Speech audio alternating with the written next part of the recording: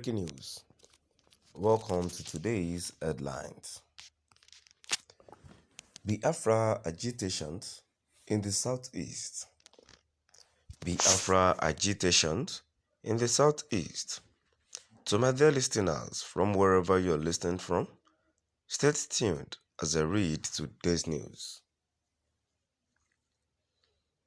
Despite facing terrorism charges, Nnamdi Kanus, who leads Nigeria's most powerful secessionist groups, is now being considered for amnesty by President Muhammadu Buhari.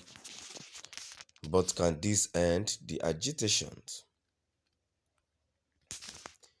In 2012, a little-known activist, Nnamdi Kanus, gathered alongside other protesters in front of the Nigerian High Commission in London to demonstrate against the killing of innocent civilians by terrorist organization Boko Haram. Kanus said he was determined to ensure that Nigeria did not disintegrate and that it must be protected from evil forces. In a viral video, he said, "We are protesting over the killing of families by people who are determined to tear the country apart.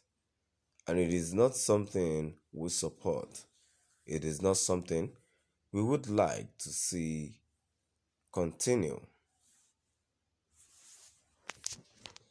If that continues, it will lead to a violent disintegration of the country. There will be no more Nigeria for anyone to go to. There will be no Nigeria for anyone to refer to.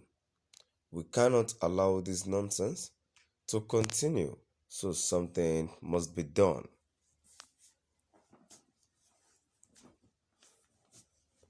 However, by mid-2013, Kanus' views had changed drastically.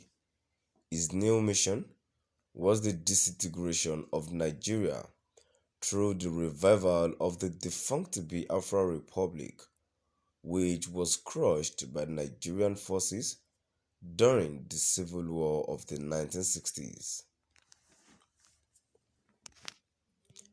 The defunct Biafra is mainly Nigeria's southeast region, which is populated by the Igbo ethnic group. Kanus set up the indigenous people of Biafra, Ipob, and then began operating Radio Biafra, through which he would broadcast his controversial messages to his supporters. The Buhari problem.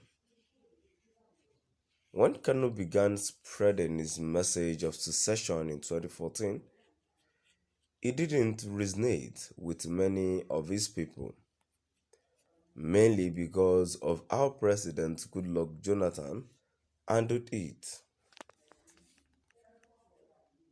Jonathan, though not Igbo, was part of the defunct Biafra region and shared a common heritage with them. Moreover, he ensured that Igbo politicians were handed some of the most juicy government appointments, which gave them a huge sense of belonging.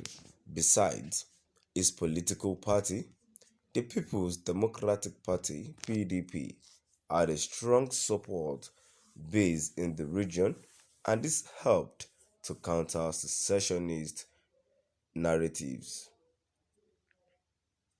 Nevertheless, 2015, a critical election year, would be the turning point. The Southeast voted massively for the PDP, as usual, but this was not enough to get Jonathan re-elected.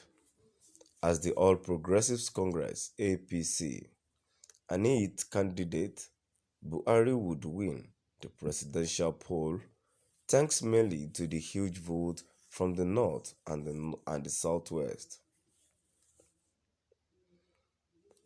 During one of his first interviews as president-elect in 2015, Buhari insinuated that most of the political appointments would go to regions that supported him during elections.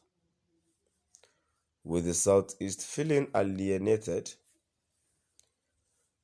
Kanus' message of secession began to resonate with many in the region, especially the youth.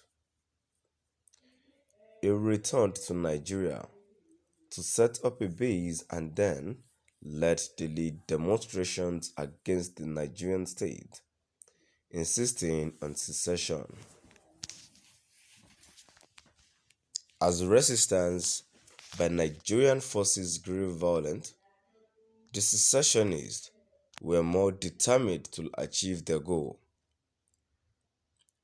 This eventually led to Kanus' 18-month detention and prosecution for treason, but this would make no difference as the street protest intensified.